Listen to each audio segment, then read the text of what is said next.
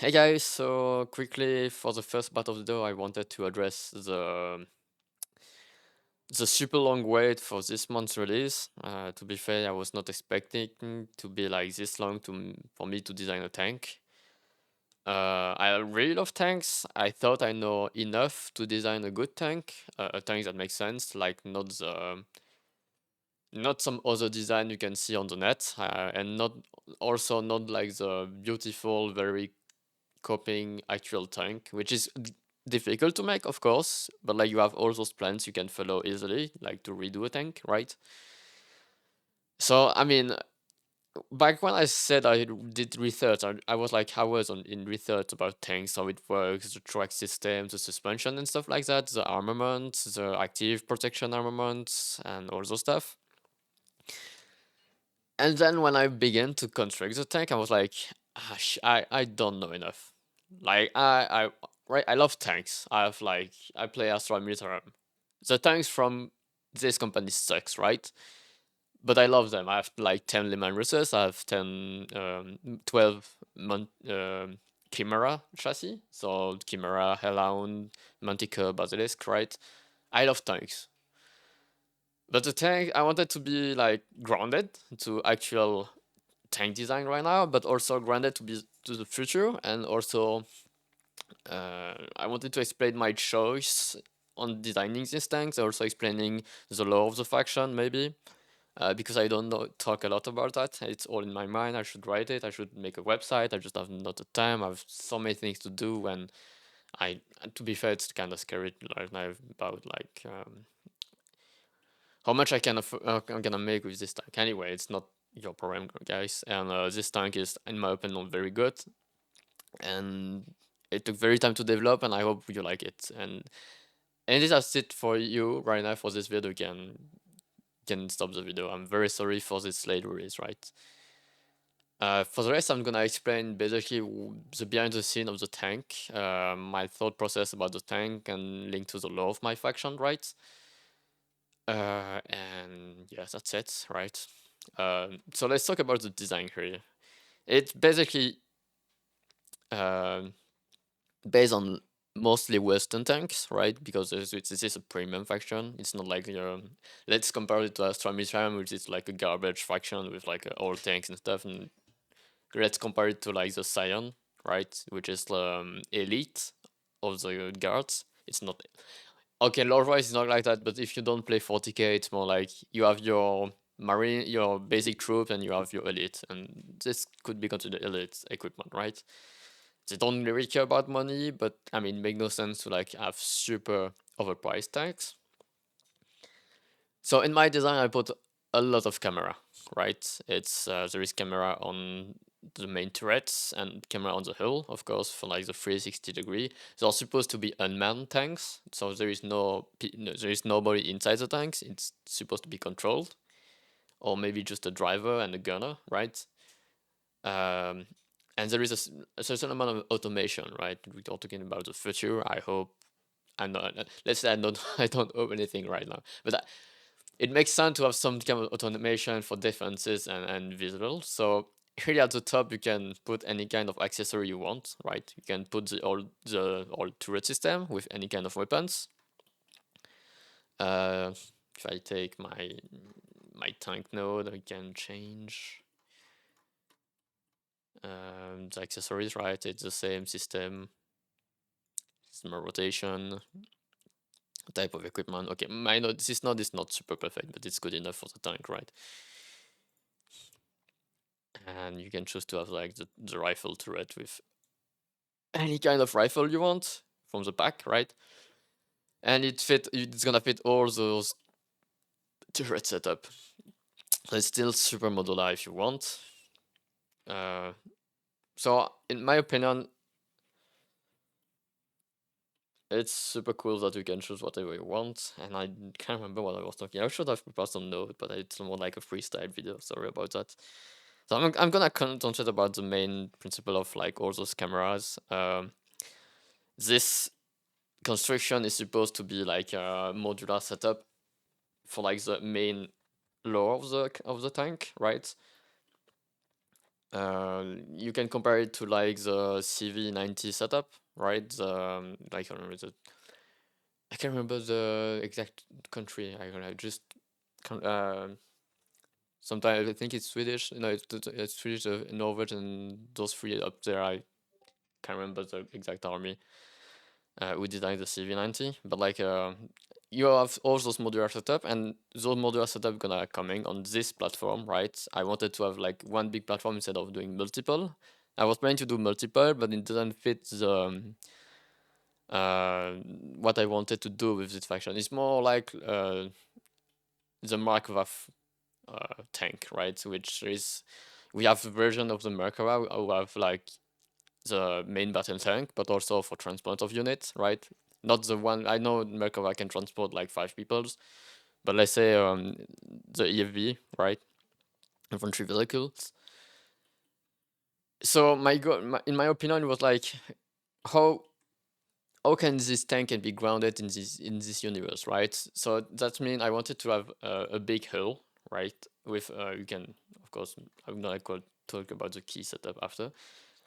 The big hull and the big reactor at at the back and protected by the side more or less. So we have an angle, okay, but like not a straight angle, right? We can more like a 30-degree angle. And hopefully to that point when the tank detects an enemy, he can just drive around to avoid showing his weak spot. I wanted to be like, you can sandwich when you have a part damage, you can quickly replace the old track or main hull or track if you have damage somewhere in the turret. I know in combat it's not like that, right? There is already people talk about like replacing tracks, link and stuff like that.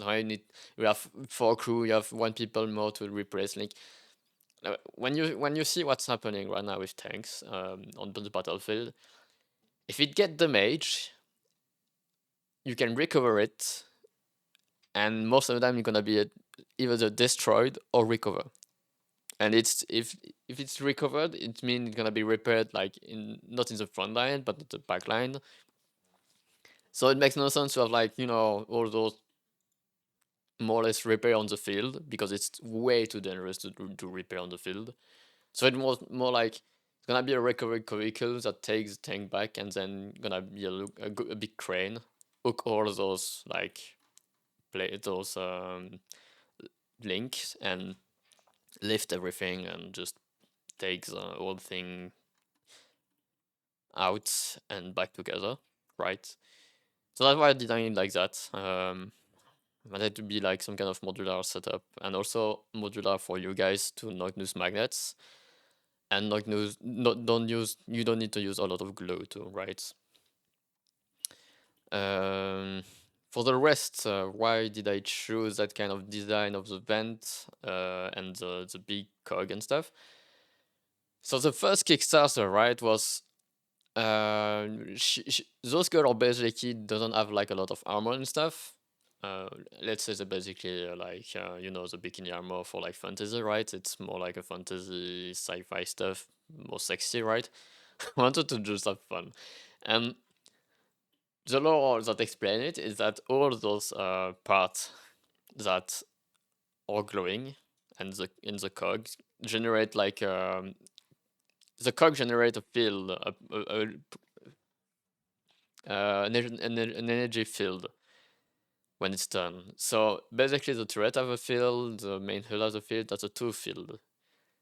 But the main downside, in my opinion, was like when building the lore was they have all those shield and all those super tech, but it's like impossible to cool down. It's always super hot, right? And so they yeah go outside wearing whatever they want. It's like the fantasy in like beast girl or beast man who doesn't wear a lot of clothes because they want to move easily and like are too hot because they are beast man or beast woman, right? It's let's accept it like that, I guess.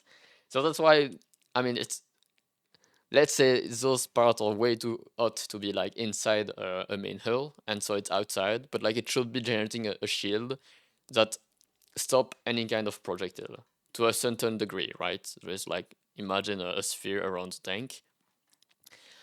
Of course, there's this. I designed this as more or less a smoke launcher, but also as an active protection system because there is like I guess some projectile in the future that can go or damage a lot of the shield, and it would be better to like stop a part of that projectile before it hits the shield, so to not overheat those. Those were supposed to be like mini rocket launcher, or I don't know, or generator stuff. My point was like top attack um, rockets, but it would be like super small, so the range would be like 1 or 2 kilometer maximum, right? This is also site. This is like a very capital became the site I saw shown, right?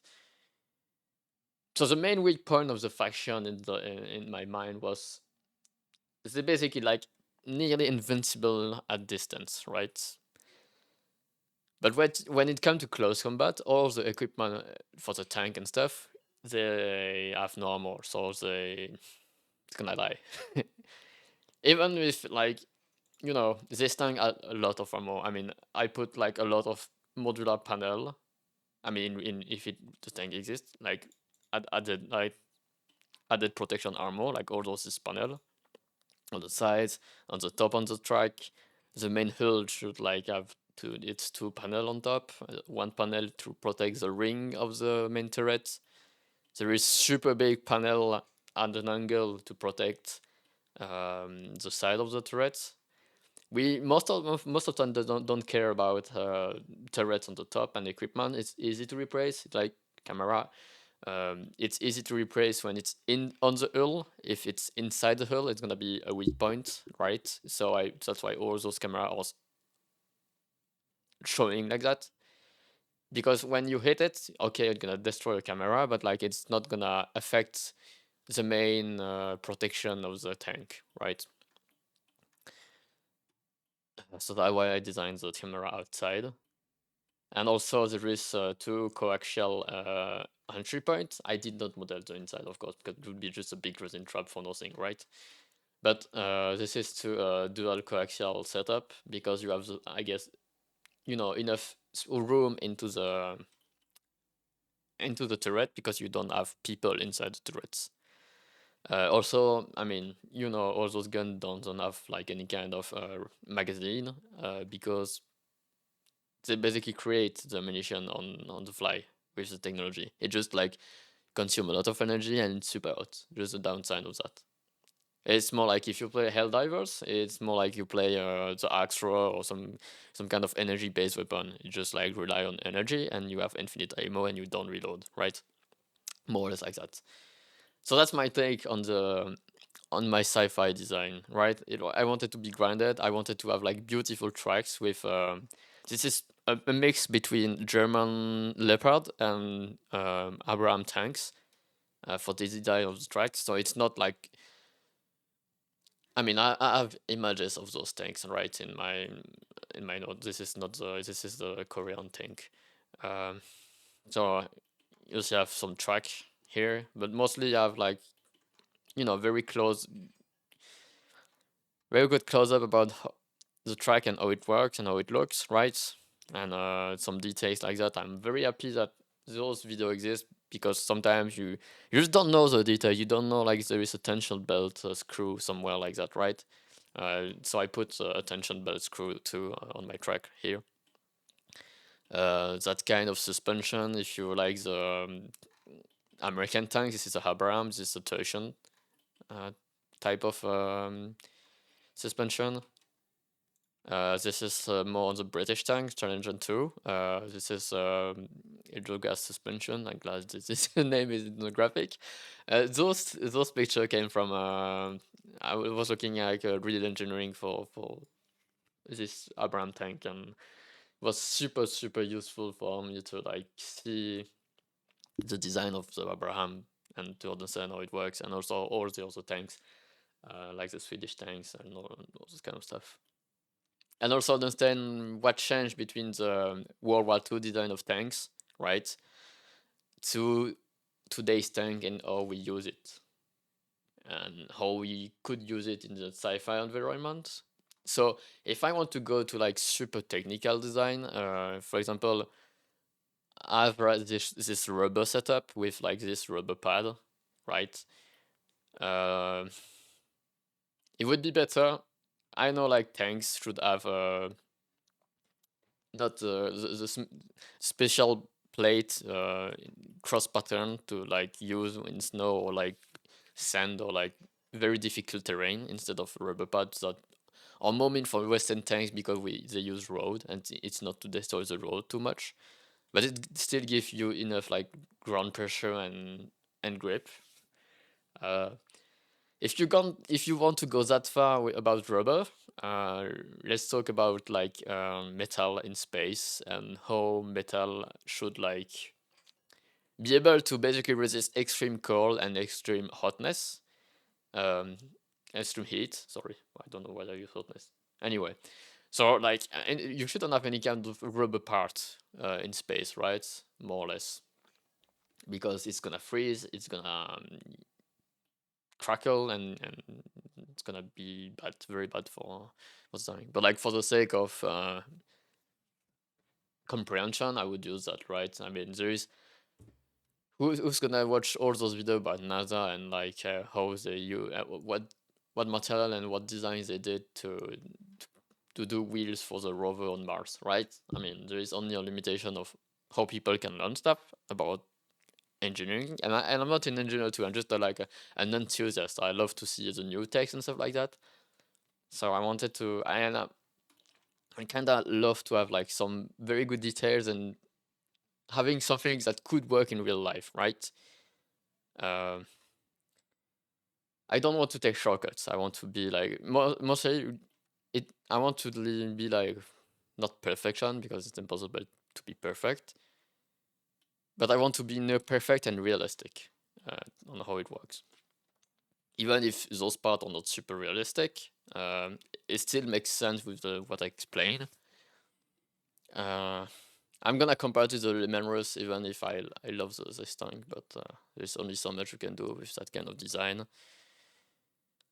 When I look at the Lehman Russ, there is like doors. Those are weak points. Spawn soon or stupid. Hull mounted gun or stupid. Those are weak points. Um, ground clearance. You have no ground clearance at all. Like you have a rock that is like 20 centimeter high or like 3 foot high, and you can go through. You stuck, and then you go reverse, and you don't have the ground clearance too on the reverse.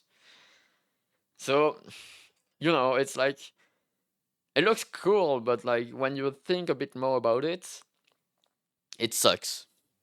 And because my mind is so grounded to science and stuff like that, because I watch so much of it, it kind of breaks the immersion of enjoying a design sometimes for me. So that's why I design stuff very grounded like that. And after that, I mean, there is trade-off when doing 3D printing, of course, because you can't do anything as realistic as possible because of the size of the element, right? So in the future, maybe there will be like other tracks. I have already the setup for it. Like, can remove the track. The key system took me like kind of a long time to do. If you look at the animation of the track, I'm gonna take it because I'm not sure where I put the file for Blender and if it's gonna be laggy or not.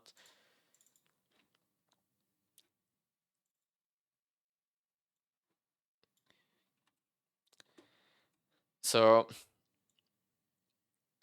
this view sucks, but let's say it's okay.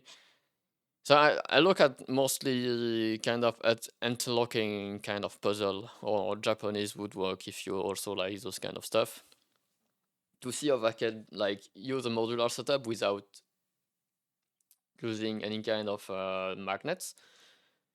Because to be fair, I magnetize a lot of things. I kinda have enough of putting magnets into stuff, and I wanted to design something that doesn't require magnets, right? And I think it should be fine. I mean, the only part you'll need to do is to glue those square things inside the tracks, right? That's the only downside, or maybe you find a way to do it better. I don't know. I mean, there's only so much I can do for like to be possible to be used by everyone very easily, right? That I could explain myself, and you see those different gun too.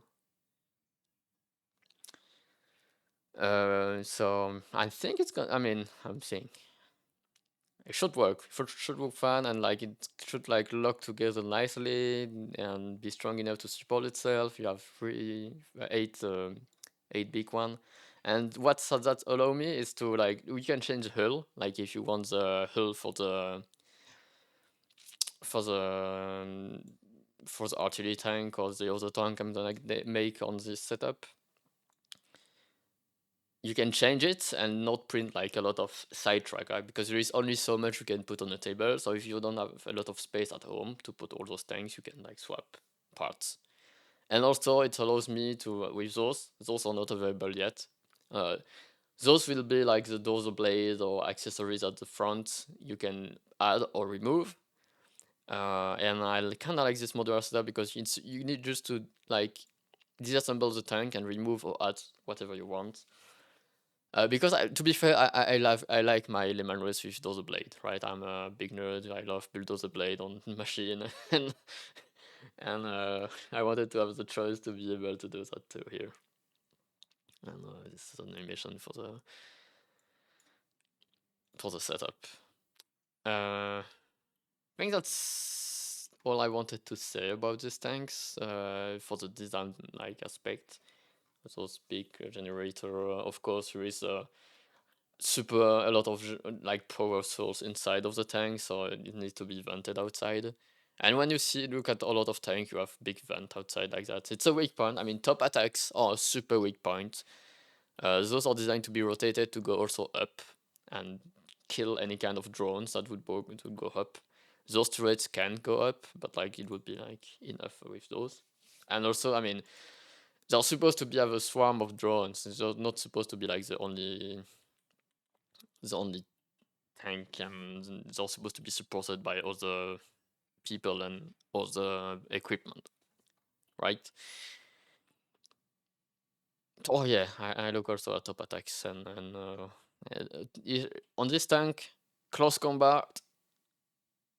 I mean, if you are close combat to the tank, but it's still like have a super big layer of armor. But if you are close, and at the back, it's the weak point for sure. And I mean, it would be stupid to have like an invincible tank in any kind of game, right? You need some kind of weak point, more or less. We have some trade-off in any design. So yeah, I really like this tank. I'm gonna just show you a more technical aspect of this tank, which is I'm really proud of, is this track system. So what I like with this track system is I don't have deformation of the geometry, right? It's more like a real track when it's like follow the cog here and around itself, right?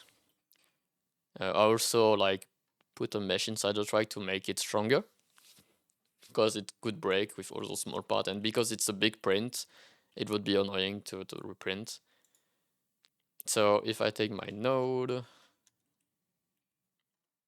this is a track node. It's like super big, right? It's there is some math involved, so there is like, depending of the size of the tracks,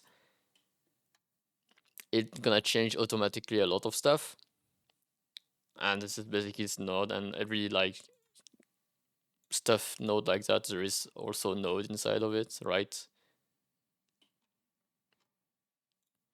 So I put hours in it.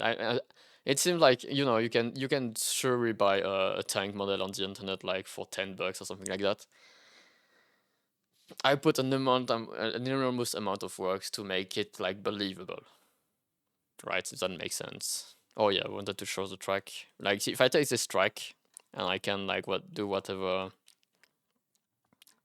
I want with this track. Like for example, I remove some link and show it. This is a start, so I can remove link, so I can change the length easily, but like keeping the right curve. So I can remove the geometry I don't need, right? I can remove the geometry inside, so if I don't need it.